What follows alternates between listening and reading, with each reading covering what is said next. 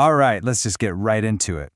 If you're heading into 2026 and still grabbing your debit card for that morning coffee or your weekly groceries, you're pretty much invisible to the financial world. Seriously, you're spending your own money, which feels super responsible, but you're getting zero, and I mean zero, credit for it. Today, we're going to show you why ditching that debit card is the single fastest way to juice your credit score, maybe by 100 points or even more, and you can start today. Just think about it for a sec. That tank of gas you just bought, the lunch you grabbed, that impulse buy on Amazon. What card did you use? For most of us, it's the debit card, right? It's just muscle memory. But you know what? That one simple habit is leaving a massive amount of financial power on the table. And this is the absolute heart of the problem. See, when you use your debit card, that money just zips right out of your checking account. It feels clean, responsible, but to the big three credit bureaus, we're talking Equifax, Experian, and TransUnion, it's like that purchase never even happened. You're a ghost in their system. You get absolutely no points for being a smart, reliable spender. So let's get into the nitty-gritty here. I want to break down exactly why your default payment method is a total dead end when it comes to building your credit score. Okay, check this out, because this really shows a huge difference.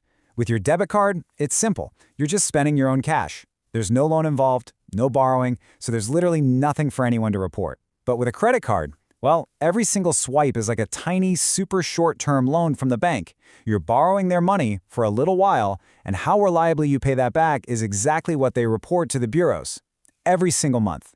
And this brings us to a really important idea, opportunity cost. That $50 you spent on groceries with your debit card, that was a missed chance. That $100 on gas, yep, another missed opportunity. Every single one of those purchases could have been a positive data point on your credit report, proving you're a trustworthy borrower. Over a whole year, we're talking thousands of missed chances to build up your financial reputation. And, this isn't just about your score. There's a huge security issue here, too. If a scammer gets a hold of your debit card info, they have a direct pipeline into your actual cash. And trust me, getting that money back can be a nightmare. Credit cards, on the other hand, they have these rock-solid, federally mandated fraud protections. If a scammer uses your card, it's the bank's money that's on the line, not yours, and you almost always have zero liability. It's a no-brainer. Okay, so we've laid out the problem pretty clearly. Let's pivot to the solution. And it's actually a really simple, kind of elegant shift in thinking that we call the credit-as-debit method. And this really shows you just how simple this is. There are only 3 rules, golden rules. 1, use your credit card for all those everyday purchases you normally use your debit card for. 2, and this is the absolute key, you cannot break this one. You treat your credit card like it is your debit card. If the cash isn't in your bank account to cover it, you don't buy it, period. And 3, pay the balance off in full right away. No interest, no debt, just pure powerful credit-building goodness. So you might be asking, why is this one tiny change so incredibly powerful? Well, look at this. A massive 35% of your FICO score, that's the biggest piece of the whole pie, is based on just one thing, your payment history. By using this credit-as-debit method, you are creating a perfect on-time payment record month after month, which directly feeds the most important part of your score. You're basically turning your everyday spending into a score-building machine. All right, so you've got the basics down. Ready to go pro? If you really want to put the pedal to the metal, let's get into some of the more advanced tactics to accelerate your results. Let's talk about the second biggest piece of your score, amounts owed, or what we call credit utilization. Now, the general rule is to keep your balance below 30% of your limit, but the real secret sauce for a top-tier score, keep it under 10%. This shows lenders that you have access to all this credit, but you don't actually need to use it. It makes you look like an extremely safe, low-risk person to lend to. Now, for you real optimizers out there, there's a power move called the AZO method. It stands for all zero except one. So if you have a few credit cards, the idea is you pay all of them down to a zero balance before their statement closing date, except for one. On that last card, you let a teeny tiny balance report, like $5 or $10. This signals to the credit bureaus that you are actively using credit, but you have it under absolute total control. This can give your score a really nice immediate bump.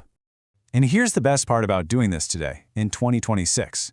Technology makes this whole thing ridiculously easy. Most credit card apps now let you make a payment whenever you want. You can literally buy a coffee, see the charge post the next day, and then instantly pay off that exact amount right from your phone. It gives you that same psychological feeling of a debit card, where the money is gone right away, but you're secretly reaping all of those amazing credit-building rewards. So you do all this. What actually happens? What's the payoff in the real world? Let's talk about how quickly you can start seeing some serious results. Honestly, the transformation happens way faster than you might think. On day one, you make the switch. You put that debit card in a drawer and forget about it. By about day 30, after your first credit card statement closes and you've paid it off, that first beautiful on-time payment hits your report. And by day 60, as that second month of positive data lands, you will physically start to see your score begin to climb. And this chart right here, it tells the whole story, doesn't it? The person on the left, the debit-only user, they're being responsible with their money, but their score is just flat. It doesn't reflect any of their good habits. But look at the person on the right, the credit-optimized user. They're spending the exact same amount of money, but their score is on a clear upward path. They aren't just spending money, they're actively building a powerful financial asset. So at the end of the day, here's what you really need to remember. Your credit score is so much more than just a number. It's your financial resume. It's the first thing lenders look at for that future mortgage, your next car loan, or even to get you the best insurance rates. And just like a real resume, a great one opens up all kinds of doors. A weak one or a blank one slams them shut. So let this be the one big takeaway. Stop letting all your responsible, everyday spending just disappear into thin air. Every time you pull out a card to pay, it's a choice.